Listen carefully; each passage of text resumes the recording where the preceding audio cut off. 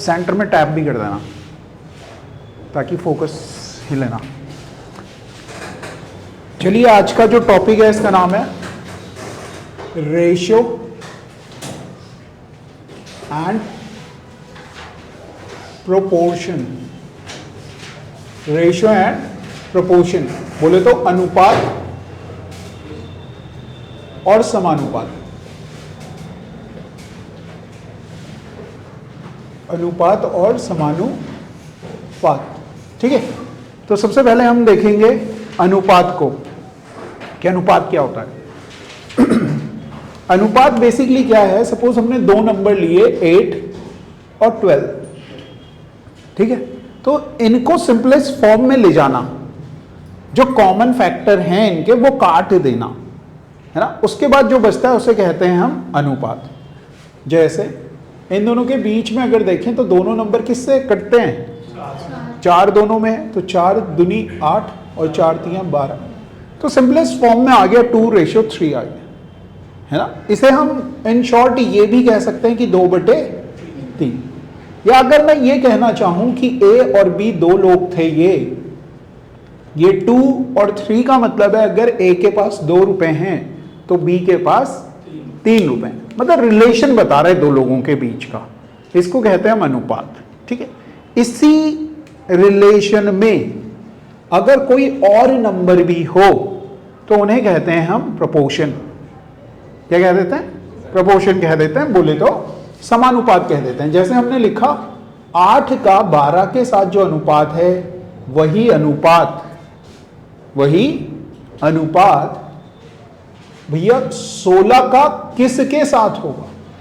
तो आप देखेंगे इन दोनों के बीच में जो रेशियो है वो कितना है, 2:3 है। इन दोनों के बीच में अगर आप देखोगे तो 8 मतलब ये किसी का दुगना होगा। किसका दुगना है, 8 का दुगना है, 8 और ये 24, तो यहां पर आप लिख लेंगे 24। आ गई बात समझ में कि अनुपात क्या हुआ, समानुपात क्या हुआ। समान अनुपात उसी अनुपात में होना, जिस तरह का अनुपात गिवन था उसी अनुपात में दूसरे नंबर्स ढूंढ लेना या बना लेने को हम क्या कहते हैं, समानुपात कहते हैं। इतनी बात समझ में आ रही है। अब प्रपोर्शन जो हैं, अलग अलग टाइप के जो प्रपोर्शन है उन्हें समझेंगे। उन्हें देखो क्या होते हैं। सबसे पहले जो हम पढ़ते हैं वो पढ़ते हैं मध्यानुपाती। यहां तक आ रहा है, पूरा बोर्ड आ रहा है, यहां आ रहा है, इधर मध्यानुपाती। मध्यानुपाती इंग्लिश में कह देते हैं इसे मीन प्रोपोर्शन। मीन प्रोपोर्शन, ठीक है। इसका क्या मतलब हुआ पहले इसे समझ लेते हैं। आपको सपोज एक रेशियो दिया हुआ है, A/B दिया हुआ है और आपसे कहा जा रहा है कि इसका मीन प्रोपोर्शन बताओ, इसका मीन प्रोपोर्शन बताओ। तो मीन जो होगा वो बीच में होगा, ठीक है। मैंने ले लिया कि X वो नंबर है जो कि इनका मीन प्रोपोर्शन है। मीन मतलब बीच में, मध्य में, मध्यानुपाती जो बीच का अनुपात है। इसे जब आप पढ़ेंगे तो आप इस तरह से पढ़ेंगे, A का X के साथ जो रेशियो है वही X का B के साथ, ठीक है। या आप ये कह सकते हैं कि A पिताजी हैं X के, तो X पिताजी होंगे। आगे बात समझ, वो सीक्वेंस टूटना नहीं चाहिए। ऐसे नहीं होना चाहिए यहां से जब आप पढ़ रहे हो तो पिताजी की बात कर रहे हो, यहां आए और बेटे की बात करने लगे, गड़बड़ हो जाएगी। सीक्वेंस वन डायरेक्शन होना चाहिए, यूनिडायरेक्शन, ठीक है। तो इसे लिखने का तरीका क्या होगा, आप इसे लिखेंगे रेशियो को A/X। A और X के बीच में जो रेशियो है वो बराबर है X और B के बीच में जो रेशियो है उसके। आ रही है बात समझ में। तो यहां से आपके पास क्या आएगा, X का X में गुणा होगी और B की B में, A की B में होगी, तो X इंटू X स्क्वायर दे देगा और ये AB दे देगा। या अगर हम इसे थोड़ा सा आ रहा है, ये नीचे आ रहा है यहां तक जहां मैं लिखूंगा X square equal to AB, हम इसे लिख सकते हैं या हम कह सकते हैं x बराबर रूट ए बी। क्लियर है जी? दिक्कतें? तो जब भी वो आपसे ये बोलेगा a और b दो एक रेशियो दिया हुआ है 2:a, आप इसका मीन प्रोपोर्शन बताओ, तो आप सीधे कहेंगे कि x की वैल्यू होगी रूट ए बी। समझना हमें है, मगर एग्जाम की दरकार यह है कि हम इसे क्या कर लें, रट्टा मार लें। जैसे ही मीन प्रोपोर्शन कहेगा हम कहेंगे रूट ए बी। ठीक, एक एग्जांपल ले लेते हैं। आपको एक नंबर दिया 4:9 और कहा कि इसका मीन प्रोपोर्शन बताओ, तो आप कहेंगे जो मीन प्रोपोर्शन होगा वो होगा रूट 4 × 9, बोले तो 2 गुणा गए 3, बोले तो 6 आ गया, 36 बोले तो 6 का ही स्क्वायर होता है। क्लियर हो गया? तो ये तो हो गया मीन प्रोपोर्शन। फिर इसके बाद आता है भैया थर्ड प्रोपोर्शन या तृतीयानुपाती। तृतीयानुपाती, इन पे बेस ना सीधे सीधे क्वेश्चंस आते हैं। थर्ड प्रोपोर्शन, इन पे बेस सीधे सीधे सवाल आते हैं। इन पे बेस सीधे सीधे सवाल आते हैं। तो ये सवाल क्या होने वाले हैं? अब आपको क्या देगा, रेशो को ही देगा, a:b दिया और आपसे बोल रहा है थर्ड प्रोपोर्शन बताओ। जब मीन प्रोपोर्शन कहा तो मीन प्रोपोर्शन कहां होता है, बीच में होता है, मध्यानुपाती बीच में होता है। थर्ड प्रोपोर्शन तीसरे नंबर पे होगा, तो आप यहां पे लिखोगे x होगा थर्ड प्रोपोर्शन। आ रही है बात समझ में? तो आपको बेसिकली इस x की वैल्यू बतानी है, यहां पे आपको ये x की वैल्यू बतानी थी। तो जब आपसे थर्ड प्रोपोर्शन कहेगा तो आपने फिर वही कहना है कि a का b के साथ जो संबंध है वही b का, मतलब अगर a पिताजी हैं b के तो b पिताजी होंगे। क्लियर हो गई बात? तो आप कहेंगे कि a/b इक्वल टू b/x होगा और हमें x निकालना है, तो x को इधर लेके गए, x बराबर आ गया b²/a। a नीचे आ गया, x उधर चले गया। तो ये आपने क्या करना है, रट्टा मार लेना है, याद कर लेना है। ये हमें समझ में आता है कि थर्ड प्रोपोर्शन क्या होता है, मगर अगर हमें याद नहीं है तो कोई फायदा नहीं है। ठीक है, सपोज मैं 2 नंबर ले लेता हूं, मैंने लिए 4 और 6 और इनका थर्ड प्रोपोर्शन मैं आपसे पूछ रहा हूं, तो आप सीधे कहेंगे कि x बराबर होगा b²/a। 4 से ये कट गया, 9 आ गया, x बराबर आ गया 9। 2 सेकंड में सवाल का जवाब आपने दे देना है। Got it? क्लियर हो रही है बात?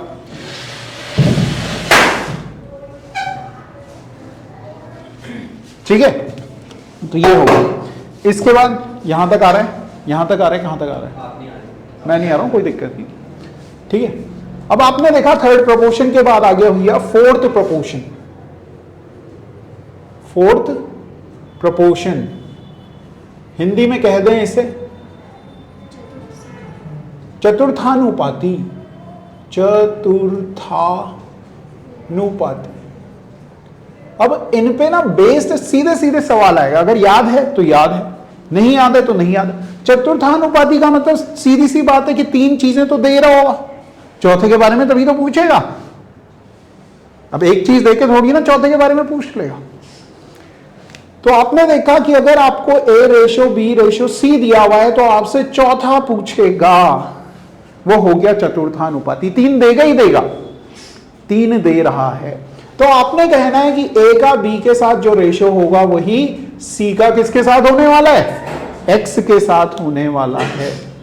c का x के साथ होने वाला है, तो आप कहेंगे a/b बराबर c/x।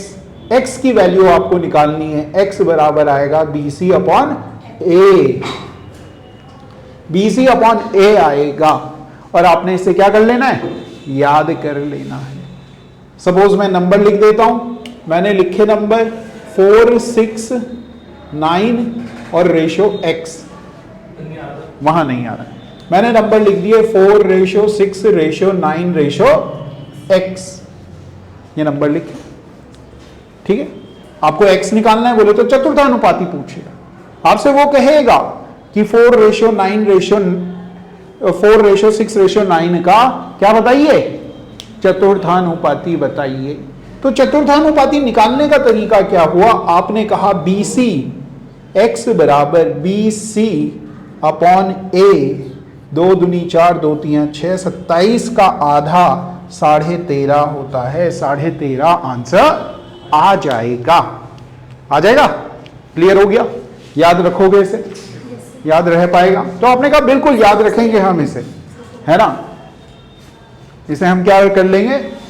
याद कर लेंगे। याद है हमें? याद है? ठीक है। इसके बाद हम क्या कर रहे हैं, इन पे बेस सीधे सीधे सवाल आएगा। फिर वो आपसे क्या पूछेगा, कोई रेशो देगा, उसका मध्यानुपाती देगा, तृतीयानुपाती निकलवाएगा, बोलेगा इनका योग बता दो, इनकी गुणा बता दो, इनको डिवाइड करके बता दो, इनका रेशो बता दो। तो कुछ भी पूछ सकता है। कुछ भी पूछ सकता है का मतलब है कुछ भी पूछ सकता है। देखिए अब आगे देखो, आगे क्या होने वाला है। इसके बाद आता है, एक आता है आपके पास वर्गानुपात। वर्गानुपात हिंदी में कहें, इंग्लिश में कहें तो इसे कहता है डुप्लीकेट रेशियो। क्या कहता है? Duplicate ratio. डुप्लीकेट रेशियो इसमें क्या देगा आपको भैया? A रेशियो B देगा। तो इसका जो डुप्लीकेट रेशियो होगा वो हो जाएगा A square ratio B square. बस इतना सा याद रखना। A रेशियो B देगा, उसका डुप्लीकेट रेशियो पूछेगा तो आप कहेंगे A square ratio B square होगा। अब इसमें था ही क्या? कुछ था नहीं है। मगर जिसको याद नहीं होगा, जिसको पता ही नहीं होगा, उसके लिए तो टफ क्वेश्चन हो गया, नहीं हो गया? अब ट्रिप्लीकेट रेशियो बोले तो घनानुपात। घनानुपात बोले तो triplicate ratio. Triplicate ratio. Triplicate ratio क्या हो गया भैया? A रेशियो B दिया हुआ है, इसका ट्रिप्लीकेट रेशियो बोलेंगे A cube ratio B cube हो जाएगा। ठीक, तो ये सारी वो चीजें हैं जो आपने क्या कर रखनी है? याद रखनी है। अगर याद नहीं है तो भैया कुछ नहीं कर पाओगे, देखते रह जाओगे। तीसरा वर्गमूलानुपात आता है। वर्गमूलानुपात बोले तो सब डुप्लीकेट रेशियो। सब डुप्लीकेट रेशियो क्या मतलब होता है इसका? अगर आपको रेशियो दिया हुआ A रेशियो B, तो इसका अगर आप स्क्वायर रूट कर लें तो वो क्या आ जाएगा? सब डुप्लीकेट आ जाएगा। वहां स्क्वायर कर रहे थे तो डुप्लीकेट था, सब लग गया तो स्क्वायर रूट करेंगे, वर्गमूल करेंगे। ऐसे ही घनमूलानुपात। कौन सी संधि हो रही है मूलधन अनुपात में? मूलानुपात। अगर इसकी बात करूं तो कौन सी संधि? दीर्घ संधि है। क्या दीर्घ संधि है? दीर्घ संधि रेशियो। अगर आपको दिया हुआ है A रेशियो B, इसका सब ट्रिप्लीकेट रेशियो बोल रहा है तो cube root A ratio cube root B होगा। बस इतना सा आपको ये याद रखना है। याद रहेगा? याद रहेगा। फिर इसके बाद देखो जी क्या होता है। फिर इसके बाद क्या होने वाला है? इसके बाद कंपाउंड रेशियो आता है, मिक्स्ड रेशियो आता है। कंपाउंड रेशियो और mixed ratio. Compound ratio, mixed ratio Hindi में क्या कहते हैं? नहीं आ रहे? कोई दिक्कत नहीं, बोल तो दिया हमने। मिक्स नहीं आ रहा, मिक्स आया, रेशियो नहीं आया। कंपाउंड आया, मिक्स्ड रेशियो भी कहते हैं इसे। हिंदी में क्या कहते हैं भैया इसे? मिश्रानुपात कहते हैं। मिश्रानुपात, मिश्र मिला दिया, अनुपात, इसमें संधि नहीं की हमने, संधि कर ले तो मिश्रा बन जाता, मिश्रानुपात, ठीक है ना। तो अब आपसे क्या पूछेगा, आपको देगा 2 रेशो दे दिया, सपोज A रेशो B दिया और C रेशो D दिया। इन दोनों रेशोज को अगर आप मिला लोगे तो इन दोनों का प्रोडक्ट करना है, A into C ratio B into D. AC का A का पहले वाले का पहले वाले से, दूसरे वाले का दूसरे वाले से प्रोडक्ट कर लें तो ये क्या बन गया, मिश्रानुपात बन गया। 3 होते तो तीनों की कर लेते, 3 होते सपोज यहां पे लिख लेता हूं, AB होता, CD होता, EF होता। तो आप क्या करते भैया, इनका ACE रेशियो BDF आप कह देते। आ गई बात समझ में, क्लियर हो गया। दिक्कतें गिले शिकवे तो नहीं, तो इसे सही से याद रखना है। पेपर में आएगा अगर तो कर वही बच्चा पाएगा जिसको पता हो। अब भाई मैं किसी बच्चे का नाम ले लूं, मैं कह लूं हेमंत, तो कोई है इस क्लास में हेमंत? है ही नहीं, पता ही नहीं है। तो जब पता नहीं होगा तो कैसे बताएंगे हम उसे कि कौन है वो। ऐसे ही सवाल आएंगे और आप कर वही बच्चा पाएगा इन्हें जिसको इनके बारे में जानकारी होगी। जिसको जानकारी है ही नहीं वो कर ही नहीं पाएगा। चलिए रब कर दें इसे। इसके बाद जो सबसे ज्यादा इंपॉर्टेंट बात आती है, जो वो पूछा जाता है, रेशियो की कुछ प्रॉपर्टीज हैं। क्या प्रॉपर्टीज हैं भैया, ये देखो, समझो इन्हें कि क्या प्रॉपर्टीज हैं रेशियो की जो आपने याद रखनी है, जो आपको आनी चाहिए। क्या प्रॉपर्टीज है, देखो भैया, अगर सेम रेशियो वाले नंबर हैं, मतलब ये 1:2 है, इनमें सेम नंबर से गुणा कर दी जाए, क्या कर दें, गुणा कर दें। रेशियो को हम ऐसे लिख सकते हैं क्या, 1:2, 1/2 लिख सकते हैं। अगर मैं इन दोनों में सेम नंबर से गुणा कर लूं, सपोज मैं 2 से गुणा कर लेता हूं दोनों में, तो क्या रेशियो बदला? अभी भी जो डिनोमिनेटर है, जो हर है, वो अंश का दुगना है, पहले भी दुगना था। मतलब अभी भी रेशियो 1:2 ही है। जो मूल भावनाएं हैं वो वही रही। इसे ऐसे भी समझ सकते हो कि कोई इंडियन अगर यूएसए चले गया तो क्या वो इंडियन नहीं रहा? नागरिकता छोड़नी पड़ेगी। छोड़ दी उसने नागरिकता, मान लो छोड़ भी दी, तो क्या तो भी वो इंडियन नहीं रहा? मूल उसका क्या ही है, शक्ल, डीएनए, सब कुछ इंडियन वाला ही है, नहीं है? वो चेंज थोड़ी ना हो जाएगा कि तुम वहां कपड़े एकदम यूएस वाले पहनने लगे एकदम, तो भी तुम रहोगे तो इंडियन ही। तुम्हें दूर से देख के लोग बोलेंगे कि ये क्या ही है, इंडियन ही ही तो रहेगा, है कि गोरे बन जाओगे या काले बन जाओगे। 2 ऑप्शन है कि टैटू करवा दिया पूरा गोरा हो गए, गोरे दिखने के लिए, तो नहीं पॉसिबल। तो जो मूल भावनाएं 1:2 था, अभी भी 1:2 ही है। कब? जब गुणा की, ठीक है। अगर मैं डिवाइड करता रेशियो को सेम नंबर से, इसे भी 2 से डिवाइड करता, इसे भी 2 से डिवाइड करता, तो भी रेशियो सेम ही है। तो हम यहां पे ये याद रखेंगे कि समान संख्या से गुणा, आई मीन प्रोडक्ट या भाग करने पर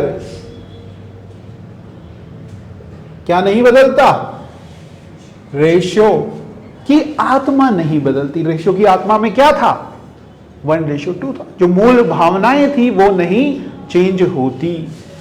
रेशियो नहीं बदलता, नहीं बदलता, याद रहेगा। आपने बोला हाँ, इसे लिख लिया हमने नियम नंबर 1। नियम नंबर, ये आ भी रहा, ये आ भी नहीं रहा होगा। दूसरा देखा आपने, दूसरे में हमने क्या समझा कि अगर हमारे पास रेशियो 1:2 ही है और मैं सेम नंबर जोड़ रहा होता, सपोज इसमें मैं इसमें जोड़ रहा हूं, इसमें भी 1 जोड़ रहा हूं, इसमें भी 1 जोड़, तो 1 + 1 और 2 प्लस, तो अब ये कितना हो गया भैया 2/3। क्या 1/2 2/3 के बराबर है? किसी आदमी के पास 100 रुपए हैं तो दूसरे के पास 200 हैं। इस आदमी के पास अगर 100 रुपए होंगे तो इसके पास 150 रुपए होंगे। तो बातें, जो मूल भावनाएं हैं वो क्या हो गई, बदल गई। या फिर घटाते तो भी चेंज होता मतलब अब 2:3 था, इसमें से 1 घटाते तो 1:2 हो जाता, मतलब रेशियो वो नहीं रहा जो पहले था। ठीक है, तो आपने ये लिखना है समान संख्या जोड़ने और घटाने पर रेशियो बदल जाता है। रेशियो क्या हो जा रहा है, बदल जाता है, रहा है, बदल जाता है या बदल जाता है, रहा क्यों लिखा, बदल जाता है। ठीक, कई बार आपके पास क्वेश्चन ऐसे आएंगे। अब एक और बहुत ही प्यारी सी बात करेंगे, ये हमने लिख लिया, जो इंपॉर्टेंट है, जो तीसरा पॉइंट मैं लिखने जा रहा हूं वो नोट करना और ध्यान में रखना बहुत ज्यादा जरूरी है, क्योंकि इसी पे बेस्ड क्वेश्चन सबसे ज्यादा आएंगे, सबसे ज्यादा पूछे जाएंगे। क्या है समझिए, सपोज मैंने कहा कि कोई रेशियो 1:2 है, इसे हम लिख सकते हैं 1/2। अगर किसी रेशियो में उसी रेशियो वाले नंबर जोड़े जाएं, उसी रेशियो वाले मतलब इनके बीच में 1:2 का अनुपात है, इसी अनुपात के कोई और नंबर में जोड़ने की कोशिशें कर रहा हूं। इसी रेशियो के कोई नंबर मतलब मैंने अगर यहां 2 जोड़ा तो यहां कितना जोड़ूं, 4, उसी अनुपात में 1:2 में अगर यहां 2 जोड़ा तो यहां 4 जोड़ दूं। रेशियो क्या था, तो आपने बोला 1:2 था। कितना था रेशियो, 1:2 था। और जब मैं इसमें उसी रेशियो वाले नंबर जोड़ता हूं अंश और हर में, तो रेशियो को अगर आप देखेंगे तो ये हो गया 3 और ये हो गया 6, बोले तो रेशियो 1/2 ही है। रेशियो वही है, मतलब सेम रेशियो वाले नंबर अगर जोड़े जाएं या फिर घटाए जाते, घटाएं, ये 1:2 है, मान लो कि 4:6 था, दूसरा ले लेते हैं 4:8 ले लेते हैं।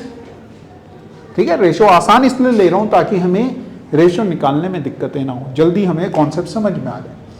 4:8 था, इसमें से मैं अब इसी रेशियो वाले, इनका रेशियो कितना है 1:2, इसी रेशियो वाले नंबर घटा रहा हूं, घटा दिए तो रेशियो कितना आएगा 3:6 आया, बोले तो 1:2 आ गया। जो कॉमन है दोनों नंबर्स में वो हटा लेने के बाद जो बचता है वही रेशियो है, जो उन्हें एक दूसरे से अलग कर रहा है। कॉमन जो फैक्टर्स हैं वो हटा दिए जाएं तो ये नंबर 1 और 2 ही तो है ना, जो कभी चेंज नहीं होगा ऐसा करना है। ठीक है, तो ये आपने याद रखना है। क्या याद रखना है, सेम रेशियो वाले नंबर में, मतलब किसी रेशियो में उसी रेशियो के नंबर जोड़े या घटाए जाएं। ठीक है, यहां लिखें किसी रेशियो में, रेशियो का मतलब अनुपात में, किसी रेशियो में उसी रेशियो के नंबर जोड़े या घटाए जाएं तो रेशियो नहीं बदलता है।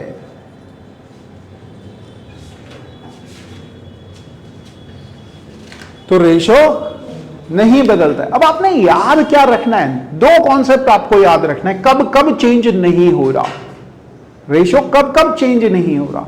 तो आपने बोला अगर सेम नंबर गुणा या डिवाइड करें, मल्टीप्लाई या डिवाइड करें तो रेशियो नहीं बदलता।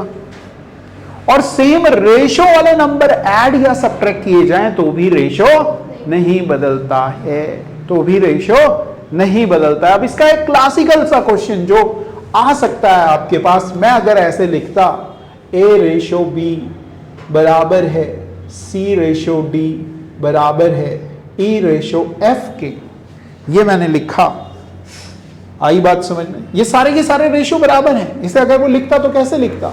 A रेशो B बराबर C रेशो D बराबर E रेशो F, ऐसे ही लिखता। और इनको लिख देता वो 3 रेशो 4, मतलब 3/4 लिख दिया। आई बात समझ? अब सवाल में क्या देगा भैया आपको? आपसे कहेगा MA plus NC plus MnOE बटे MB plus ND plus OF बराबर कितना होगा? ये सवाल बना दिया। आई बात समझ में? सवाल क्या बना दिया हमने? ये बना दिया। अगर आप इस क्वेश्चन को ऑब्जर्व करेंगे तो आप देखेंगे कि A और B के बीच में, C और D के बीच में और E और F के बीच में रेशो 3/4। अगर मैं A और B को देखूं तो रेशो 3/4 और सेम नंबर से मल्टीप्लाई कर रहा है, तो क्या कुछ फर्क पड़ेगा? नहीं फर्क पड़ेगा। मतलब अगर केवल मैं इतने पार्ट को देखूं MA अपॉन MB को, तो अनुपात आप कहेंगे 3/4 ही होगा, क्योंकि वो तो कट जाएगा। अब मैं इसी में मॉडिफिकेशन कर रहा हूं, MA और MB का रेशो पूछ रहा हूं, तो आप बोलेंगे यही होगा। NC और ND का रेशो पूछ रहा हूं तो आप बोलेंगे यही होगा। OE और OF का रेशो पूछूं तो आप कहेंगे 3/4 ही होगा। और समान रेशो वाले 3 रेशोज को जब जोड़ा जा रहा है, नंबर्स को जोड़ा जा रहा है, उसी रेशो वाले नंबर्स को जोड़ा जा रहा है, तो मेरे प्यारे बच्चों रेशो नहीं बदलेगा और आप कह दोगे कि जी इसका आंसर कितना ही आ जाएगा? 3/4 ही आ जाएगा। आगे बात सुन। अब ये सवाल आता है और ये टफेस्ट माना जाता है, क्योंकि कॉन्सेप्ट आदमी समझना नहीं चाहता या नहीं समझता, तो ये सवाल में फिर आदमी पता नहीं क्या क्या करता है, माथा पच्ची। और सवाल है ये बिल्कुल ही छोटू। ठीक है, चलें आगे। आगे समझिए भैया, आगे बहुत बड़ी बात लिखने वाले हैं। लिखे? लिखते हैं। देखो, कर लिया ना, नोट कर लिया ये सबने? फोटो खींच लिया करो, इतना टाइम ना लगाया करो। ठीक है, फोटो खींचने से क्या होगा, एक बार घर पे जाके आप दोबारा से नोट करोगे। तो मेरा तरीका अलग है, तुम्हें नहीं पता लग रहा कि रिवाइज करने के चक्कर में तुम्हें एक और बार लिखवाया जा रहा है। एक बार क्लास में, फिर जो समझ नहीं आएगा कम से कम घर पे जाके बोलोगे अरे ये क्या लिखा था यार, है ना। और फिर उसकी पीडीएफ भी बना लो, जो हमने क्लास में किया। करते हो आप ऐसे? पीडीएफ बना लेते हो? नहीं, अगले दिन डिलीट कर देते हैं। मगर जो रेशियो एंड प्रोपोर्शन पढ़ाया, जितने भी आपने फोटोज ली, उनकी एक पीडीएफ बना ली। समझ में आई बात? चलिए करें, आगे बढ़े। अब आ जाते हैं हम सवालों पे, जो रियल सवाल आपके पास बनते हैं। अभी तक हम क्या कर रहे थे? थ्योरी पढ़ रहे थे, थ्योरी हमें समझ में आ। अब सवाल समझिए। सवाल कुछ इस तरह से आता है कि A रेशो B दिया हुआ, सपोज आपको 1/2, और C रेशो D आपको दिया हुआ है 3/4।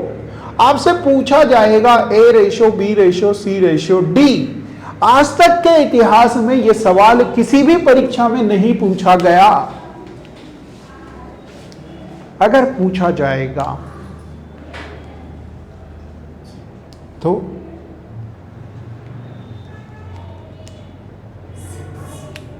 तो प्राण निकल जाएंगे। हाँ जी बताइए, बताना चाहते हैं? आप बताना चाहते हैं? नहीं है, नहीं होगा। आप बताना चाहते हैं? बोल रही पीछे से आवाज आई है कि नहीं होगा।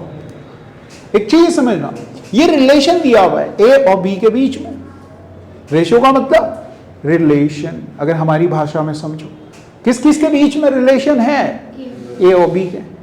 और रिलेशन फिर किसके बीच में है? सी और डी। तो क्या हम ए बी सी डी के बीच में रिलेशन बता सकते हैं?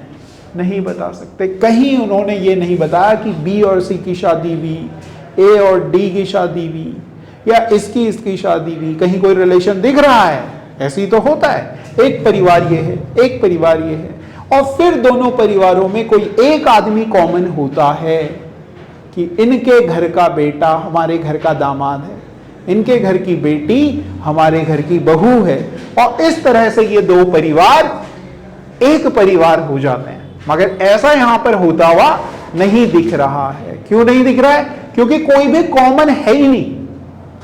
दोनों जो रिलेशन है ए और बी और सी और डी, इनमें कुछ कॉमन नहीं है। तो हम नहीं बता पाएंगे कि ए बी सी डी के बीच में क्या अनुपात या क्या रिलेशन होगा। तो अगर सपोज ऐसा सवाल आ जाता है तो आप कहेंगे कांट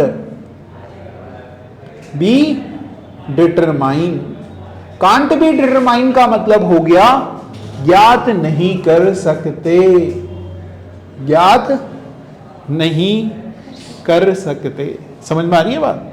क्यों नहीं कर सकते? इसलिए नहीं कर सकते क्योंकि ए और बी और सी और डी के बीच में कुछ भी कॉमन नहीं है। ठीक है, आगे बढ़ते हैं,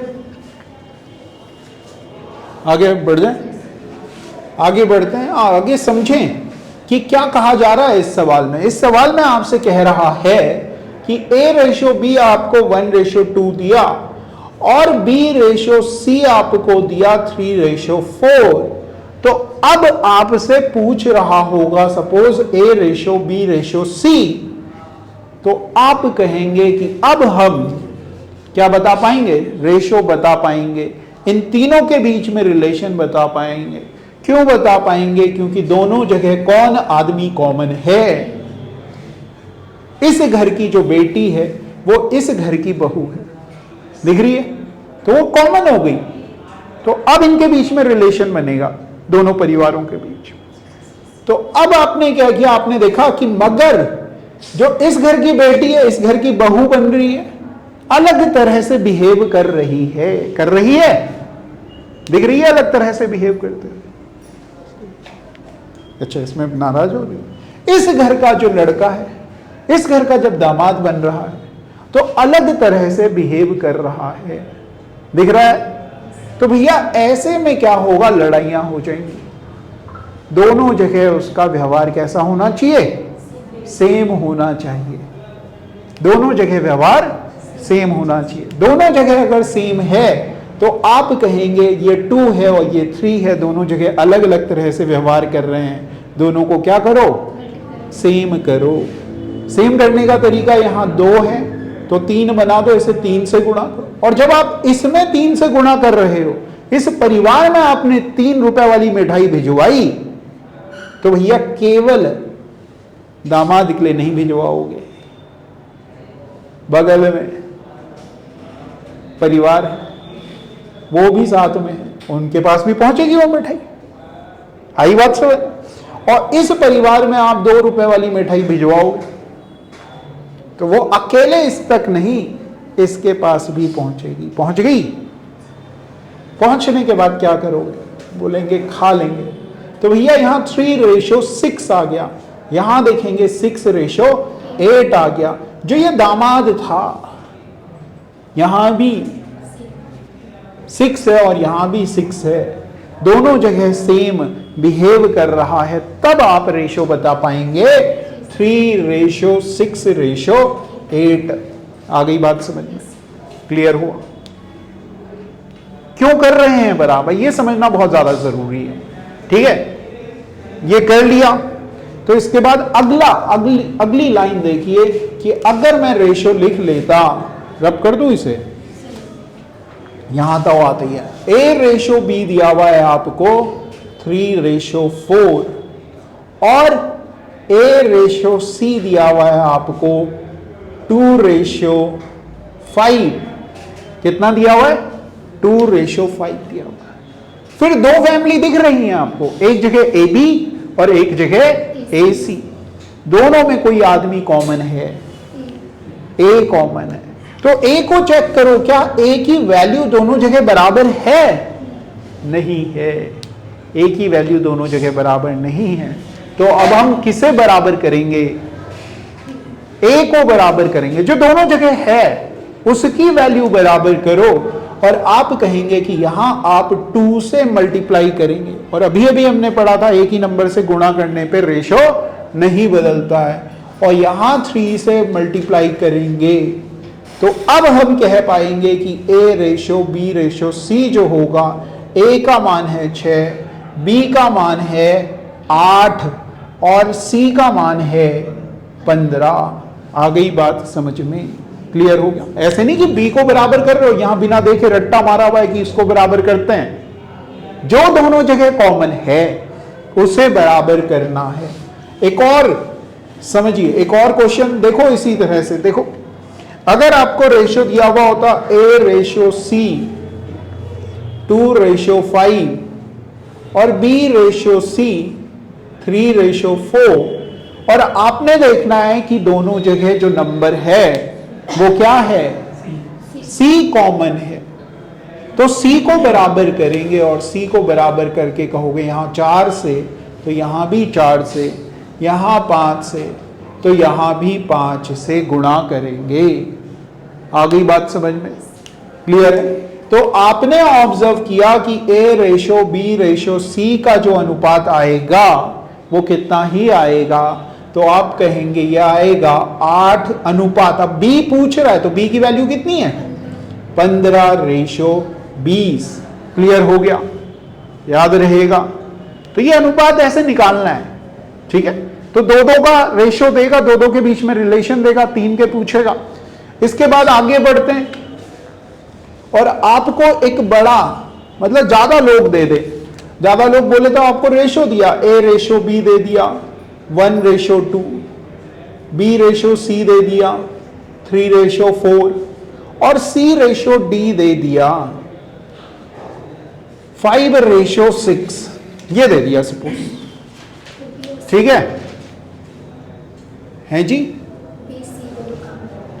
तो आपने हमेशा ये देखना है कि कॉमन है क्या दोनों में, कुछ बी कॉमन है, यहां क्या सी कॉमन है या कुछ भी कॉमन है। तो हाँ, आप ए बी सी डी सबका रेशो बता सकते हैं, बता सकते हैं। तो बताने का तरीका समझिए, पहले क्या करेंगे।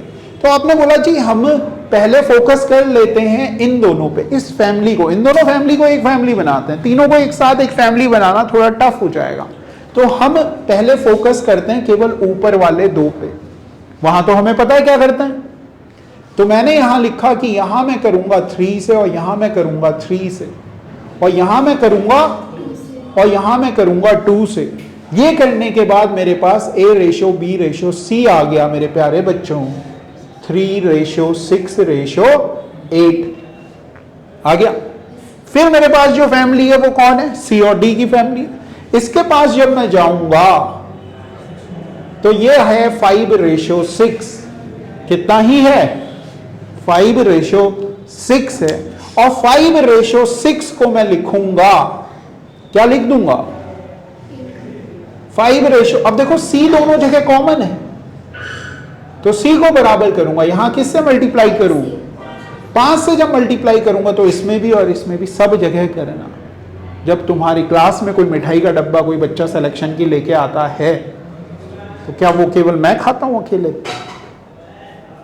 क्लास में लाया है मतलब क्लास के लिए, पूरी क्लास खाई है ना। तुम्हारे घर में मिठाई आती है तो क्या मम्मी मम्मी खा देती हैं? तुम्हारे लिए कुछ नहीं बचाती है। तुम शाम को घर जाते हो तो तुम्हारे लिए भी एक आधा टुकड़ी रहेगी।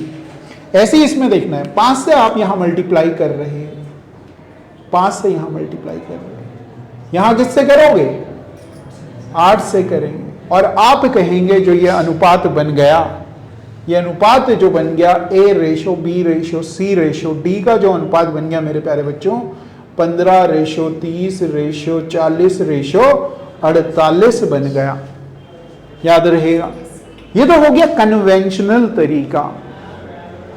दूसरा तरीका हम इसको करने का समझेंगे, जिसमें कि हम ये देखेंगे कि कैसे इस क्वेश्चन को और जल्दी किया जा सकता है। ऐसे में तो लंबा हो रहा है, इतना टाइम थोड़ी ना एग्जाम में हमारे पास, मगर ये हमें कॉन्सेप्ट क्लियर होना चाहिए। ये कॉन्सेप्ट अगर हमें क्लियर नहीं है तो भैया गड़बड़ें होंगी। तो ये गड़बड़ ना हो इसलिए हमें इसे सही से करना है। समझिए, अब क्वेश्चन वही ले रहा हूं दोबारा से कि हमें दिया हुआ था A/B बराबर 1/2, B/C 3/4, C/D 5/6 और आपसे क्या ही पूछा जा रहा है, ABCD पूछा जा रहा है। तो आपने एक चीज ध्यान रखनी है, जब भी आपसे ये पूछा जाएगा A/B/C/D तो सीक्वेंस यही होना चाहिए इनका, A, B, B, C, D, ये रेशो पूछा जा रहा है तो सीक्वेंस यही होगा, A से B, फिर B से C, फिर C से D, C होगा कहीं तो उसे CD लिखेंगे। ठीक है, सीक्वेंस यही होना चाहिए। तो इसी सीक्वेंस में आपने बोला हाँ है। आपने क्या करना है, आपने सबसे पहले इन तीनों की गुणा करनी है। कितना आएगा भैया, 1 × 3 × 5। फिर आपने इधर आना है और ऐसे गुणा करनी है, 2 × 3 × फिर आपने इन दोनों की गुणा करनी है और इधर आ जाना है, 2 × 4 × फिर आपने इन तीनों की गुणा करनी है, 2 × 4 × यही आएगा। क्लियर है, आ रही है बात समझ में? तो ये आपने डायरेक्टली याद करना है। अब देखिए क्या बनाया हमने, इन तीनों की, फिर इन दोनों की, फिर ऐसे में, उसी सीक्वेंस में मैंने लिखा है ताकि समझने में गड़बड़ियां ना हो। क्लियर हो गया, आगे बात समझ में? तो इस तरह से अगर आप देखेंगे तो आपके पास जो पहले रेशियो आ रहा था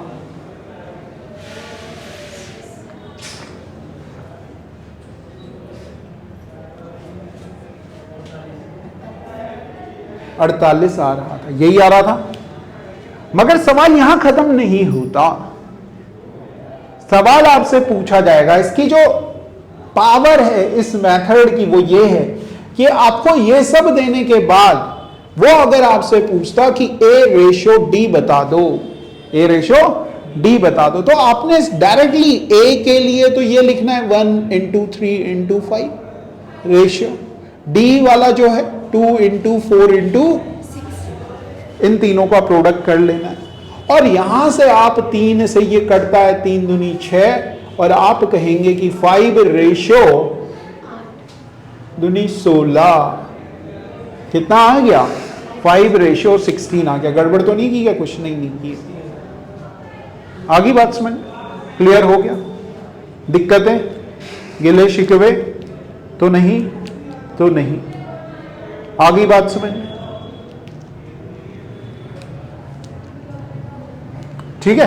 तो चलो फिर आज के लिए इतना ही करेंगे और कल इन पे बेस्ड क्वेश्चंस हम करेंगे। ये जो कॉन्सेप्ट हमने पढ़े हैं इन्हें सही से एक बार रिवाइज, और केवल रिवाइज नहीं, रट्टा मार लेना। ठीक है, क्योंकि अगर आपको आते हैं तो आगे कहानियां आसान है और इन पे बेस्ड सीधे सीधे सवाल आएंगे जो हमने चीजें पढ़ी। ठीक है, चलो फिर ठीक है, थैंक यू वेरी मच। आज के लिए इतना ही करते हैं।